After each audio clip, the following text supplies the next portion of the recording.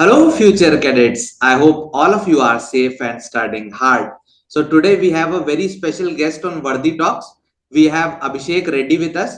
He has secured All India rank 42 in the CDS 2 2021 and he'll be going to OTA for his further trainings. So, Abhishek, welcome to Vardi Shala. How are you?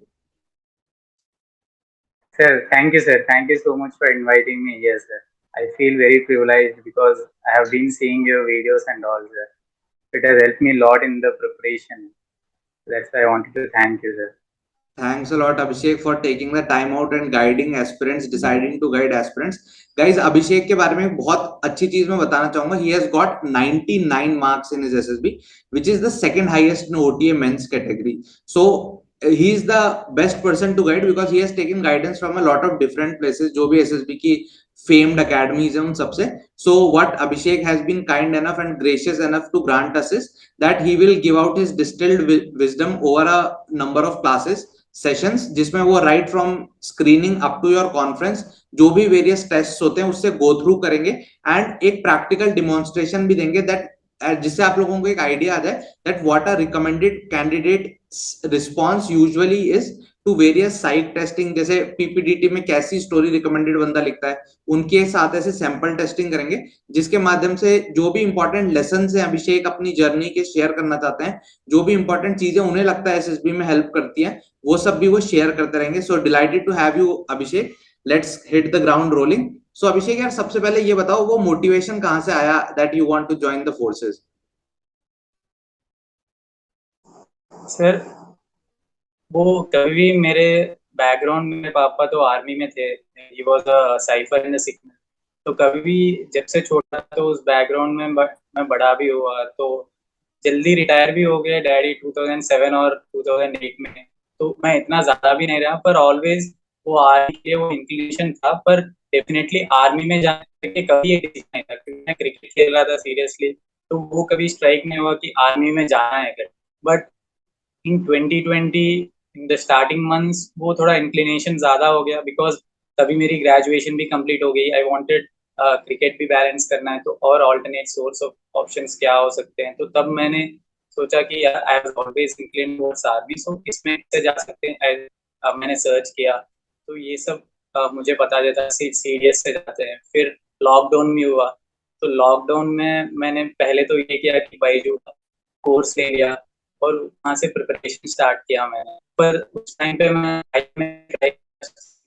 तो उसमें maths मेरा कभी अच्छा नहीं था और मैं सोचा मैथ्स इस बार पढ़ के कर सकते पर उसमें वो हुआ नहीं. और मैं कभी क्रिकेट की वजह से कभी स्कूल या कॉलेज वगैरह भी बहुत डिसिप्लिन में कभी गया नहीं. तो आप कह सकते हैं कि कभी मुझे बेसिक्स भी पता नहीं थे कि हिस्ट्री में ये थे ऐसे हिस्टोरिकल स्ट्रगल हुआ था. तो ये सब मुझे उतना ज़्यादा आइडिया नहीं था. पर जब ऐसे प्रोसेस स्टार्ट हुआ तब मुझे थोड़ा थोड़ा मालूम चला. इससे मुझे पता चला कि ये सब हुआ है तो वहाँ से ये सब हुआ. हाँ तो अभिषेक के बारे में एक बात ये भी बहुत बड़ी खूबी है guys. Abhishek is a state level cricket का player. So like you can understand मतलब his profile is such a strong profile and still he was not confident. So you can understand कि अगर जो nervousness आती है वो that's very natural. अभिषेक जब पहली बार एसएसबी के लिए जा रहे थे how was the experience like? कैसी फीलिंग आ रही थी before एसएसबी? सर मतलब जब डेट का सिलेक्शन आया था इट वाज अराउंड मई के एंडिंग में आया था डेट सिलेक्शन. तो आई वाज कि डेट सिलेक्शन आ गया. डेट सिलेक्शन जब हो गया तो तब से वो नर्वसनेस थोड़ा आ गया था कि अब जो मैं इतने दिन से प्रिपेयर कर रहा हूँ दैट इज नियर. सो अभी इट इज लाइक यहाँ करोगे या नहीं करोगे it just depends on you. तो हर दिन ऐसा होता था उसके बाद कि मैं कर रहा हूँ और क्या करना है यहाँ से देखो मतलब कुछ मिस हो गया और क्या कर सकता हूँ मैं. वो ऑलवेज वो होता था कि नींद भी पूरी नहीं आती थी कभी. तो जल्दी उठना होता था फिर कुछ पढ़ना है ज्यादा पढ़ना है ये सोच पढ़ना है. तो वो उसने प्रेशर भी था कि कैसे भी बेस्ट देना है. तो उस भाई थोड़ा हेल्प हुआ मुझे. एसएसबी के पहले तो ऐसा था पर जब एसएसबी में गया बट उस टाइम थोड़ा वो सेटलिंग हुआ कि हाँ ये सब जो हुआ सही हो रहा है. बस यहाँ पे काम करो और जो मैंने अभी तक किया है वो वहाँ प्रोजेक्ट करूँ तो आई विल बी इन. वो एक कॉन्फिडेंस मेरे ऊपर मुझे था। ओके, सो वो नर्वसनेस बहुत ही मतलब it's a very natural thing, सब लोगों को होती है, अभिषेक को भी हुई, सो किसी को पैनिक करने की जरूरत नहीं है कि यार Abhishek was well prepared yet he felt nervous. और एक और चीज जो अभिषेक ने आप बोली, दैट वो एक रियलिटी चेक आ जाता है जब यू सेलेक्ट द डेट, तब लगता है नाउ यार एसएसबी अब एकदम आ ही चुकी है, and then you get that kick on your back, जो कई बार बहुत जरूरी होती है वो लेट बैक एटीट्यूड को ओवरकम करने के लिए। So Abhishek, the first major obstacle जो एसएसबी में बहुत सारे एस्पिरेंट फेस करते हैं, इनफैक्ट काफी ज्यादा जनता उसमें बाहर हो जाती है, that's the screening test. So let's go through the screening test. सबसे पहले स्क्रीनिंग टेस्ट में जो ओआईआर होता है, ओआईआर में आपने कैसे ओआईआर की ऑफिसर्स इंटेलिजेंस रेटिंग की तैयारी की, और कैसी आपकी रियल टाइम में वहां पे परफॉर्मेंस आई, and how do you what would you suggest regarding OIR to all the aspirants? Sir OIR के बारे में पहले मैंने इम्पोर्टेंस आपके कल की के फर्स्ट वीडियो में देखा था कि आपने बोला था कि जो स्क्रीनिंग का प्रोसेस होता है सब लोग सोचते हैं पीपीटी है, ग्रुप डिस्कशन है, पर वो मैटर से लौट करके आपने मुझे तब बोला था, मतलब वीडियो के द्वारा, तो वो मेरे दिमाग में बैठ गया था तब से। पर फिर जब एसएसबी में मैंने बैठा तो तब मुझे लगा ओआरआर के लिए क्या करना चाहिए, तो प्रैक्टिस तो बहुत लास्ट वन जब सबसे पहले मैंने ये किया कि हर दिन एक हाफ एन आवर टाइम लिया और वो यार जो भी है वो प्रैक्टिस लिया और एक टाइम लगाया कि देखा कि एटलीस्ट में एक 17 minute Abhishek, so you are telling about OIR की प्रैक्टिस। मैंने ये कोशिश किया कि टाइमर लगाया और एवरीडे एक सेट जो होता है वो 17 मिनट्स और 18 मिनट्स में कंप्लीट करो। तो ऐसे 2 सेट मैंने एवरी मॉर्निंग किया। तो इसके वजह से ये हुआ कि फर्स्ट 2-3 डेज के बाद ऐसा होता है कि 20 और 21 मिनट्स लग रहे थे मुझे नॉर्मली एक सेट कंप्लीट करने में, पर जब सब्सीक्वेंट्स मैंने और सेट्स प्रिपेयर किए तब मुझे एक पैटर्न बैठा कि मुझे भी इस ओआर सेट को ऐसे ही अटेम्प्ट करना है जैसे मैंने सीडीएस के फर्स्ट रिटन एग्जाम को अटेम्प्ट किया था। जैसे मैंने एलिमिनेशन ऑप्शंस यूज किए, पहले मुझे टाइम वेस्ट नहीं करना चाहिए, जो नहीं आता है वो जल्दी साइडलाइन करना चाहिए और जो आता है उसको ही करना है, और जो भी आता है उसमें टाइम वेस्ट नहीं करना है। जो इसमें थोड़े ऐसे होते थे मैथ प्रॉब्लम जो बहुत लेंथी होते थे, तो उसको करना, उसमें टाइम वेस्ट नहीं करना है फर्स्ट गो में। तो पहले जो फर्स्ट सेट में 50 क्वेश्चन है उसमें जो आता है वो जल्दी करो, और सेकेंड सेट में ये करो कि जो थोड़ा तुम कर सकते हो उसमें करो और कर दो, और लास्ट, और क्योंकि ओआईआर में नेगेटिव मार्किंग तो नहीं रहता, तो मैंने ये कोशिश की लास्ट में 1-2 मिनट भी रह जाए तो कुछ भी ऑप्शंस लगा सकते हैं जो नहीं आता हमें। तो फिर ये प्रैक्टिस कर करके मुझे ऐसा लगा कि एक करेक्ट सिनेरियो है जिससे मैं अटेम्प्ट कर सकता हूँ। और जो भी थोड़े ऐसे थे कि क्यूब्स वगैरह प्रॉब्लम्स मुझे नहीं आते थे, तो मैंने ऑनलाइन में क्यूब्स के बारे में क्या शॉर्टकट्स है, किस तरह से कर सकते हैं, यूट्यूब में देखा, तो वो भी मैंने अप्लाई किया। जिस भी किसी में प्रॉब्लम होता था नंबर सीरीज में या कुछ में, यूट्यूब में सर्च कर रहा था, शॉर्ट ट्रिक्स ले रहा था और उसको 1-2 बार वही वीडियोस को रिकैप देख रहा था और ऐसे सेट्स में फिर अटेम्प्ट कर रहा था। तो उसकी वजह से मेरे दिमाग में मेंटली बैठ गया कि ऐसे ही अटेम्प्ट करना है, तो उस वो ऐसे ज्यादा अटेम्प्ट हुआ। और एसएसबी में भी जब स्क्रीनिंग के प्रोसेस में था तो उस टाइम मुझे लगा कि मैंने जब कंप्लीट कर दिया तो और बहुत ज्यादा टाइम बचा हुआ था, तो आई गेस प्रिपरेशन अच्छा हेल्प हुआ इसमें। So that's very important. Abhishek ने एक बात बोली कि ओआईआर की प्रैक्टिस अगर करके जाओ तो वो टाइम क्रंच नहीं आता, because I have seen a lot of people जो ओआईआर में बोलते हैं यार कंप्लीट पूरा सेट ही नहीं देख पाए, एक क्वेश्चन में दे गेट एंगेज्ड और फिर पूरा सेट ही नहीं देख पाते। सो ये अभिषेक ने बहुत अच्छी बात बोली, that he had time left even after completing each of the sets. Abhishek, कितना कितना अटेम्प्ट था दोनों सेट्स में, कॉन्फिडेंट अटेम्प्ट? सर अराउंड मैंने 50 में 45 तक अटेम्प्ट किए थे सर, कॉन्फिडेंटली दोनों में, मतलब पूरे तो अटेम्प्ट कर लिए पर मुझे ऐसे लगे कि 42 to 45 मैंने करेक्ट अटेम्प्ट किए हैं करके। तो like that's a very good success ratio, मतलब ओआईआर में 45 प्लस अगर आप अटेम्प्ट कर रहे हो 50 में से विद हाई 90% से ज्यादा accuracy rate, that's a very good OIR rating that one gets. Abhishek, दूसरा पार्ट जिसको लेके काफी ज्यादा लोग, बहुत ज्यादा मिथ्स है मार्केट में, दैट्स द पीपीडीटी टेस्टिंग का प्रोसीजर। सो पीपीडीटी टेस्टिंग के बारे में आपका क्या रिमार्क्स हैं तीनों स्टेजेस को लेके? सबसे पहला जो स्टोरी राइटिंग है उसमें क्या क्या चीजें बंदे को ध्यान रखनी चाहिए, then we will move to group discussion and narration. So सबसे पहले आप स्टोरी के बारे में जनरल क्या लिखनी चाहिए स्टोरी, OLQs को कैसे इंट्रोड्यूस करना चाहिए, जबरदस्ती इंट्रोड्यूस करना चाहिए या नहीं करना चाहिए, क्या कुछ स्टोरी के एक असेंशियल नियम है जो बंदे को ध्यान रखने चाहिए when they are writing a PPT story? Sir मुझे ऐसा लगता है कि मैंने पहले जब प्रिपेयर किया था ऑनलाइन में भी, तो हर एक टीचर का हर एक का अलग स्टाइल होता है। तो मैंने पहले ये जब स्क्रीनिंग में गया था तो मैंने ये कोशिश किया कि जो पहले एक साइकोलॉजिस्ट आते हैं तो वो पहले हमें बेसिक गाइडलाइंस कुछ देते हैं कि ऐसे ऐसे करना है। नॉर्मली हम लोग जब प्रैक्टिस कर रहे थे तो हम लोग बेसिकली पीपीटी में मेल और फीमेल को ऐसे करते थे कि प्लस और माइनस करते थे, ये नेगेटिव मूड ऐसा है तो वो करते थे, और मेल और फीमेल करके वर्ड से लिखते थे। पर वहां स्क्रीनिंग में वो मैडम ने बोला था कि ऐसे कुछ लिखने की जरूरत नहीं है, यू जस्ट मेंशन डॉट्स। तो मैंने तब मुझे मालूम चला कि we need to hear the psychologist also, उनके जो बेसिक गाइडलाइंस होते हैं वो भी, क्योंकि हम लोग ऐसे चले जाते हैं कि अरे हमको पहले ही से ही पता है कि हाँ ये बॉक्स में ऐसे फिल करना है, ये करना है।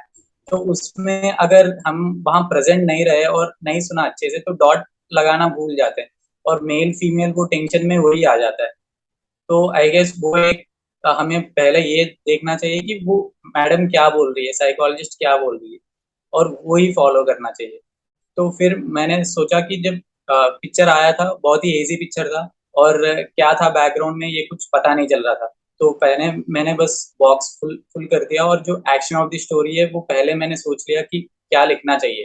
तो वो बैकग्राउंड में हेजी था एक का टाइप था, तो एक लड़का और लड़की थी जो वॉक कर रही थी, तो मैंने उस पे स्टोरी ऐसे बनाया कि ये कॉलेज के स्टूडेंट्स हैं जो फाइनल ईयर प्रोजेक्ट के लिए आए हैं, और हिस्टोरिकल मॉन्यूमेंट्स में इनको इंटरेस्ट है। तो उस इंटरेस्ट को उन लोगों ने प्रोजेक्ट में भी दिखाने की कोशिश की। तो मैंने एक मेल लीड बनाई और एक फीमेल लीड उसकी फ्रेंड करके दिखाया, और स्टोरी राइटिंग में मैंने फर्स्ट लाइन में उसको बस इंट्रोड्यूस कर दिया कि ही इज हिस्ट्री स्टूडेंट है, और वो प्रोजेक्ट करने के लिए, फाइनल ईयर प्रोजेक्ट करने के लिए ये हिस्टोरिकल मॉन्यूमेंट्स पूरे विजिट कर रहा है। तो मैंने फिर ये दिखाया कि उसने अपने फ्रेंड को पूछा, उससे एक टीम बनाई, और वो उन लोगों ने पूरे लोकेशन देखा कि कहाँ जाना है, और वैसे ही वो हर लोकेशन में जा रहे हैं और एक पैरामीटर सेट कर रहे हैं कि कैसे क्या कर रहे हैं। तो मुझे लगता है कि स्टोरी में ऐसे हमें लीड करना चाहिए, पहले हम इंट्रो करते हैं, पर ज्यादातर मैंने देखा है कि ऐसे एक पिक्चर जो होता है उसके पास्ट में ज्यादा एक्शंस हो जाते हैं। अगर पास्ट में तो ज्यादा एक्शंस हो जाएंगे तो वो पिक्चर को ज्यादा लिंक नहीं करेगा, ऐसा मुझे लगता है, क्योंकि जो पिक्चर दिखा रहे हैं उस पिक्चर से हमें कुछ एक्शंस डिराइव करने चाहिए, क्योंकि पास्ट में तो बहुत सारे एक्शंस नॉर्मली बन जाते हैं। अगर हम उस पिक्चर के जो करंट है वहां से कुछ एक्शंस बनाए तभी कुछ ज्यादा पिक्चर से लिंक होगा। तो मैंने यही कोशिश किया कि 2-3 लाइन में इंट्रो दे दी कि वो हिस्ट्री स्टूडेंट है, प्रोजेक्ट है, और जो फोर्ट का सीन है वहां से मैंने लिंक किया कि ऐसे उसने पैरामीटर्स देख रहा था, वो चेक कर रहा था, उसने गार्ड से सबसे पूछा, वहां के टूरिस्ट विजिटर से पूछा कि क्या कर रहे हैं और उनका एक्सपीरियंस क्या है, और उन लोकल एडमिनिस्ट्रेशन से भी पूछा। ऐसे उन्होंने हर हिस्टोरिकल फोर्ट्स विजिट किए, और उसके बाद एक डिटेल उनका डिस्क्रिप्शन प्रिपेयर करके उनको असेस किया, फिर ये रिपोर्ट सबमिट किए थे, एंड इट वाज मेरा स्टोरी ऐसे था। तो आई थिंक इस स्टोरी में मुझे मेन यही बोलना चाहिए कि एक्शन जो है वो करंट सिनेरियो से लिंक करके लिखना चाहिए जो पिक्चर में दिखता है, रादर देन पूरा पास्ट ओरिएंटेड बनाए या बहुत ही ज्यादा फ्यूचर ओरिएंटेड बनाए। करंट में एक्शंस होंगे, I get connect to the picture very much more. Okay, so Abhishek ने जस्ट बोला, बिकॉज ऑडियो में अगर आप लोगों को ड्रॉप हुआ तो आई वुड जस्ट रीफ्रेस कि उसने जो जो चीजें बोली। First thing that he said is कि सबसे इंपॉर्टेंट चीज है साइकोलॉजिस्ट के इंस्ट्रक्शंस को सुनना, बिकॉज साइकोलॉजिस्ट ऑल्सो नोस कि ये सारे मैक्सिमम बच्चे आजकल कोचिंग करके आते हैं, और कोचिंग में they have been spoon fed general stereotypes की मेल MF प्लस माइनस एज लिख दो सीधे। सो उसी को ट्वीक करने के लिए अब कई बार क्या कर रहे हैं साइकोलॉजिस्ट, वो नए सिंबल्स इंट्रोड्यूस कर दे रहे हैं। सो सबसे इंपॉर्टेंट चीज जो है, और ये आपकी एक ऑफिसर लाइक क्वालिटी भी है, that is to have a presence of mind. So जो आपको ब्रीफिंग देगा साइकोलॉजिस्ट उसको बहुत ओपन ईयर्स के साथ सुनना है, बिकॉज कई बार उसमें वो नए इंस्ट्रक्शंस दे देते हैं जो आपने अपनी कोचिंग में नहीं सीखे होते, एंड अगर आपने उन इंस्ट्रक्शंस को नहीं फॉलो किया, दे क्लियरली नो कि ये बंदा एब्सेंट माइंडेड था and he was not focusing on the briefing, so it would leave a very bad remark on your performance. दूसरी चीज जो अभिषेक ने बोली थी that was very important is कि जो पीपीटीटी की इमेज है, that image shouldn't be the climax of an action. जो एक्शन होना चाहिए वो उस इमेज में ही होना चाहिए। कई बार ऐसा होता है एक इमेज दिखती है बंदे, तो उसमें वो सारा एक्शन जो कुछ हो चुका होता है, पास्ट में हो चुका होता है, वो ये बोलते हैं इमेज में जो हो रहा है ये तो फाइनल कंक्लूजन है, क्लाइमैक्स हो रहा है। नहीं, अभिषेक की एडवाइस ये है कि जो एक्शन आप मानो वो एक्शन पास्ट में भी एकदम ना हो रहा हो, जो major chunk of your story है वो ना पास्ट का हो ना वो फ्यूचर का हो, that should be what the image is showing. तो कई बार लोग बोलते हैं इमेज में अगर उन्हें एक लड़का खड़ा हुआ दिख गया है तो वो ऐसा बोल देते हैं कि पास्ट में इसने बहुत दौड़ के आया है और एक्सरसाइज करी है और ये सब किया और अब वो बस पानी पी रहा है। नहीं, अभिषेक की एडवाइस ये रहेगी कि अभी वो जो पानी पी रहा है आपकी स्टोरी वहां से शुरू हो और वहीं पे कुछ एक्शन हो कि उसने कुछ पानी में ऐसा कुछ चमत्कार किया जिससे कुछ चीज हो पा रही है। सो अभिषेक, आई गेस यही आपका पॉइंट था, वो जो प्रेजेंट से लिंक होना चाहिए उसका। यस सर, एब्सोल्युटली सर, वही था सर। ओके अभिषेक, सो ये अभिषेक की कुछ बहुत इंपॉर्टेंट एडवाइस है पीपीटीटी के लिए। अभिषेक, लिखने में क्या होता है कई बार बच्चे कंप्लीट नहीं कर पाते उतने लिमिटेड टाइम में, तो उसके लिए आप क्या एडवाइस करोगे कि वो जो रिटर्न वाली पीपीटीटी की स्टोरी लिखनी होती है उसको कैसे उसमें अपनी स्पीड इंप्रूव कर सकते हैं बंदे? सर मुझे ऐसा लगता है कि अगर उसने पहले, मैंने ऐसे किया था कि मैंने वो जो पीपीटी का स्लाइड होता है, मतलब वो पेपर जिसमें हम लोग लिखते हैं, तो मैंने वो पहले ही जीरोक्स करके रखा था। और जब से मेरे डेट्स आए थे तब से मैं यही कोशिश कर रहा था कि उसी पेपर में लिखूं। तो हमको एक्शन के लिए भी टाइम दिया जाता है, एक्शन और वो बॉक्स फिल करने के लिए।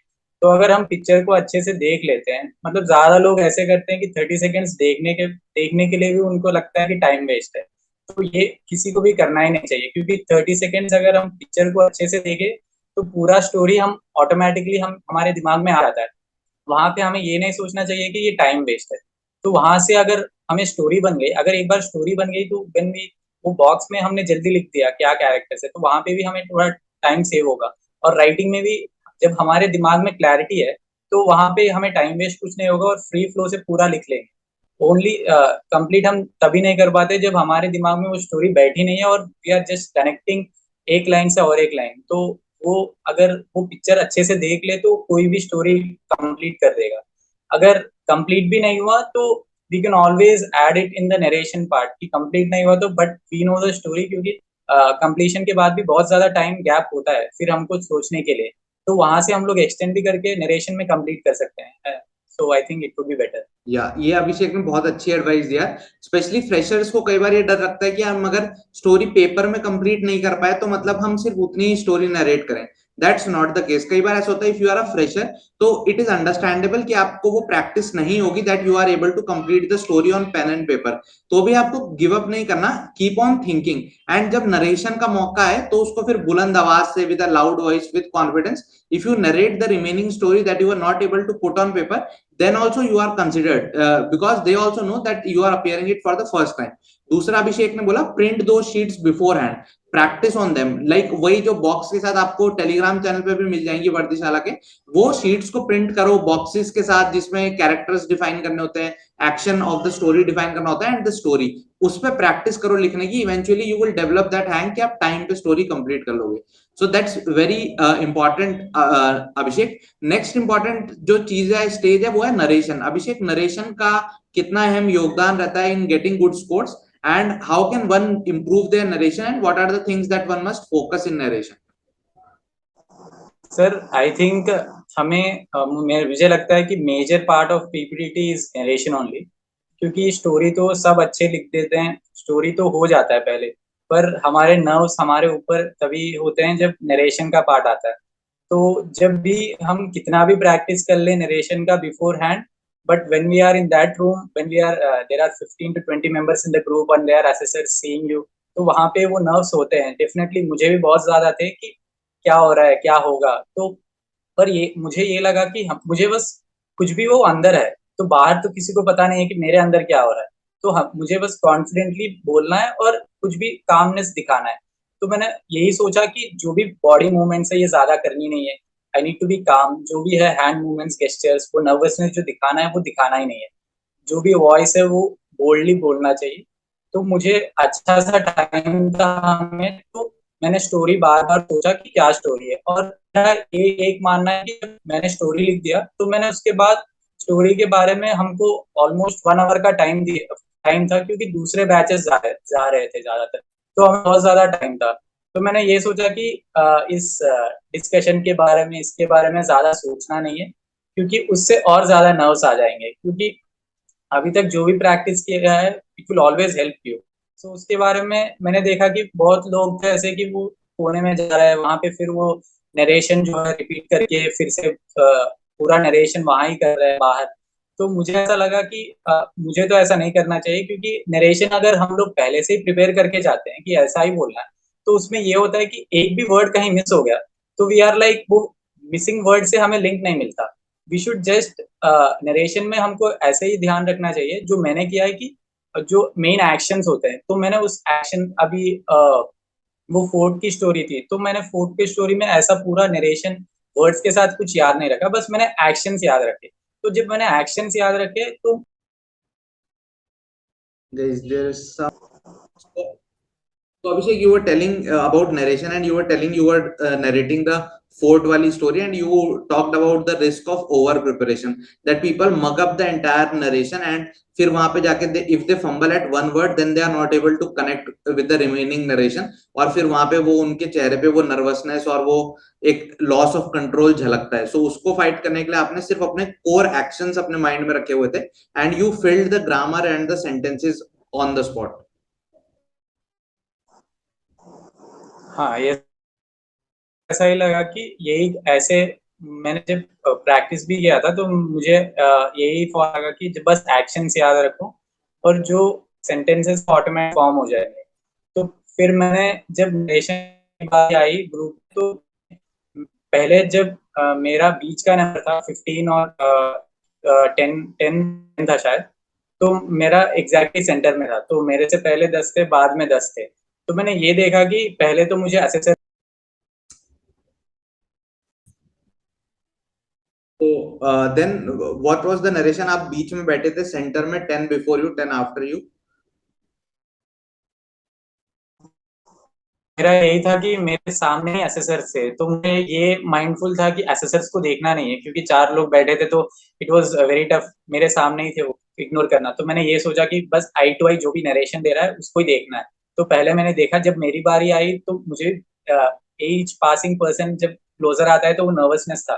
तो जब मेरी बारी आई तो मैंने जो भी था अच्छे से इंट्रोडक्शन, जो स्टोरी है, जितनी भी पर्सन है, मेरा पहला ये मानना था कि पर्सन्स के हिसाब से वहां पे मुझे कुछ गड़बड़ नहीं करनी है, क्योंकि वो ही ऑलमोस्ट मेन है। उसके बाद स्टोरी तो हम ऑब्वियसली बहुत लोग बोल देते हैं, पर मेन ये होता है कि पर्सन्स के उस पर गड़बड़ हो जाए या एक्शन सही से ना बोले। तो मैंने ये सोचा कि ये कॉन्शियसली मैंने अच्छे बोल्ड वॉइस में वो बोला। फिर जो भी मेरी पूरी नरेशन थी, मैंने ये देखा कि बस जो भी मेरे ग्रुप के मेंबर्स है मैं उनको ही देखूं और किसी को ऐसे आई टू आई कांटेक्ट मेंटेन करूं।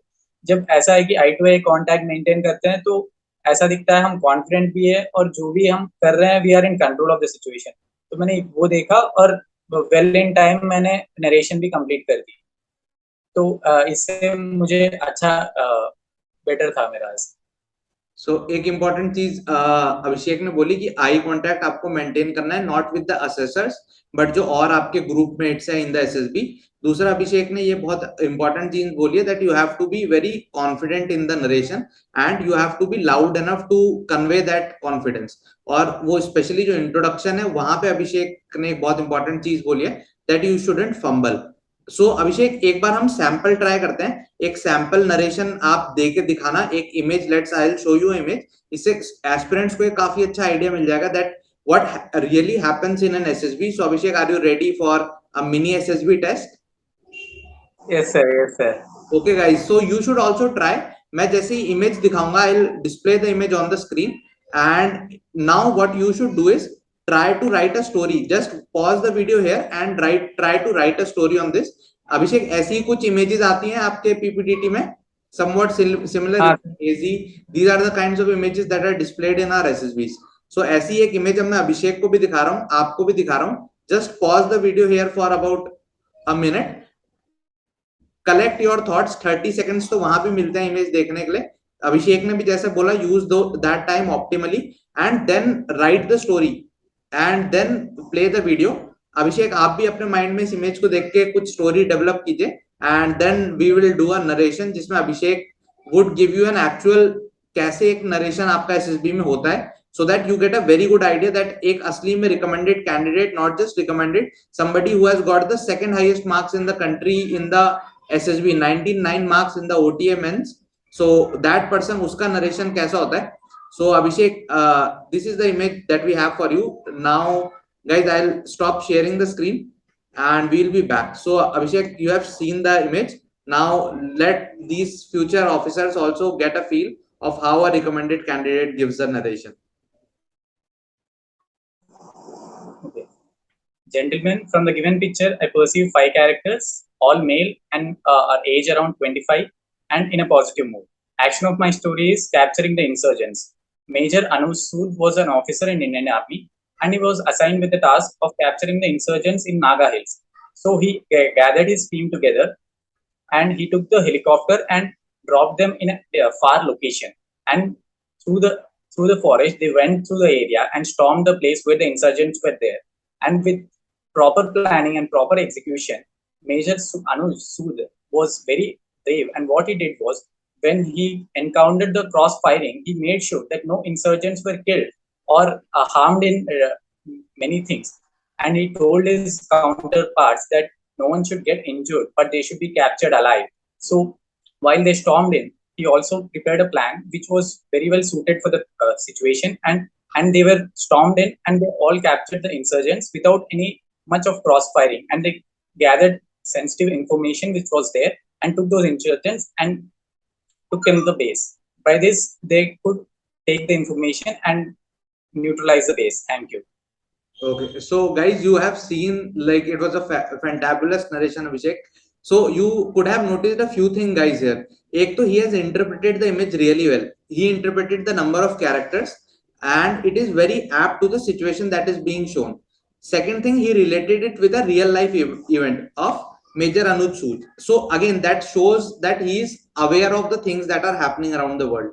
Then he has given specifics also. So if you have some specifics, they always garnish the dish that you are making.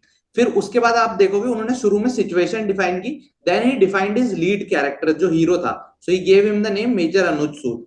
Then there was action. तो जो उन्होंने पहले बात की थी कि ऐसा नहीं होना चाहिए कि ऑलरेडी शूट आउट करके आ चुके हैं और अब ये बस अपने विक्ट्री लैप के लिए तैयारी कर रहे हैं. नहीं, the action has to start from here. So he said that they are now slithering down the chopper and now they are going for the operation.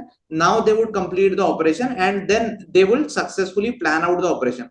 So उसमें वो planning का element भी आया कि जो एक ऑफिसर के लिए बहुत जरूरी है. then उसमें वो एक्शन का एलिमेंट भी आया that they were able to neutralize the enemies. और उसमें एक ethical value का भी एंगल आया that they tried to like capture them alive जहां जहां पे possibility थी. the last scenario was neutralization. so एक वो value ethics जो एक soldier के अंदर होना चाहिए. it should not always be the first thought. should be not being a trigger happy is not a kind of officer that you would like to become. So that, and eventually the final closure that they were able to achieve the aim, the initial purpose that they had started for. So Abhishek, very happy with this narration. तो इसमें अब आप और क्या क्या चीजें बोल सकते हो स्टोरीज में जो आप वैल्यूज दिखाना चाहते थे. Why did you write this story? Sir पहले तो मैंने ये देखा कि वहां पे हेलीकॉप्टर लैंडिंग है, तो और वहां पे ये नहीं है कि वो बहुत हाइट से ड्रॉप हो रहे हैं, तो इट इज लाइक अ हिल जहाँ पे अच्छा खासी लैंडिंग के मतलब वो ग्राउंड लेवल पे है थोड़ा, तो वहां से वो बस जंप करके जा रहे हैं. तो मुझे ऐसा लगा कि कोई फॉरेस्ट एरिया हो सकती है जो, तो मुझे उस बेस पे बनाना था. तो और करंट सिनेरियो में ये नागा हिल्स का इश्यू भी बहुत चल रहा है, तो मैंने सोचा वो वहां से रिलेट कर सकते हैं.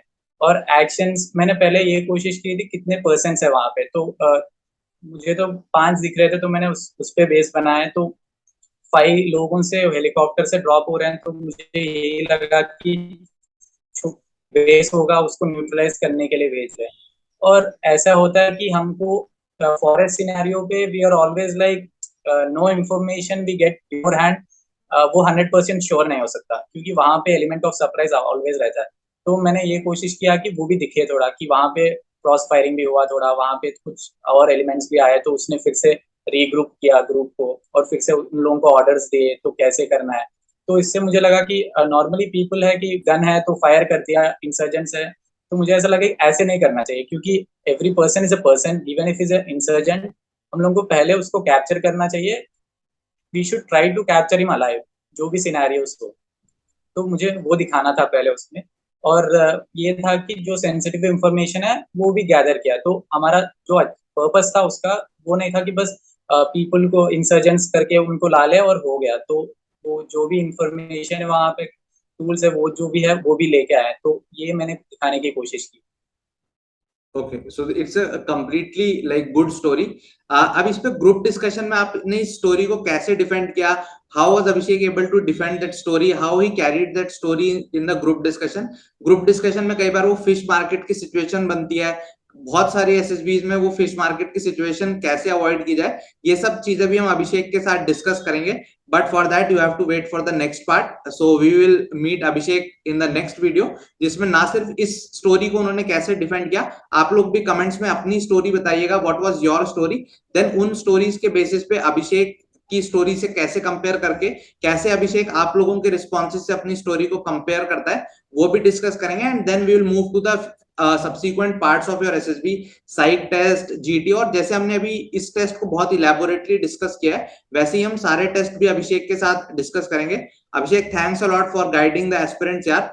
We will meet soon, stay connected abhi. Yes sir. Any message that you would like to give thank you about the screening to the candidates in the final 1 minute?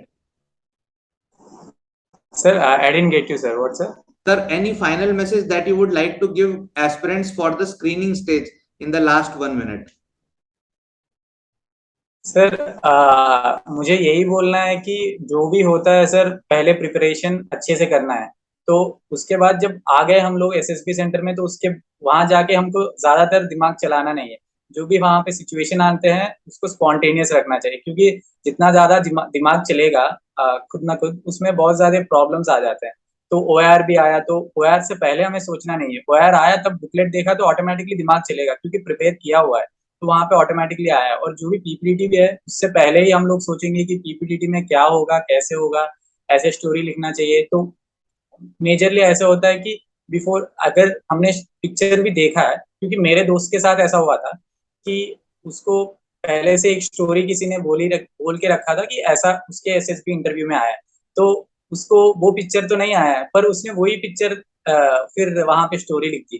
तो ये गलती नहीं करनी चाहिए कि वहाँ स्पॉन्टेनियस होना चाहिए और नरेशन में कॉन्फिडेंस दिखाए। नर्वसनेस तो हर किसी को होता है, बस बाहर दिखना नहीं चाहिए। और अपने वॉइस बोल्ड रखे और आई कांटेक्ट मेंटेन करिए और कॉन्फिडेंस रहे लास्ट तक। तो it will definitely they will get screening sir. Thank you, Abhishek, for those words. We'll meet again for further sessions. Okay, guys, stay connected and आप अपनी stories comments में लिख के बताइएगा and we will evaluate that. Thanks a lot for your time, Abhishek. We'll meet soon. Thank you so much sir.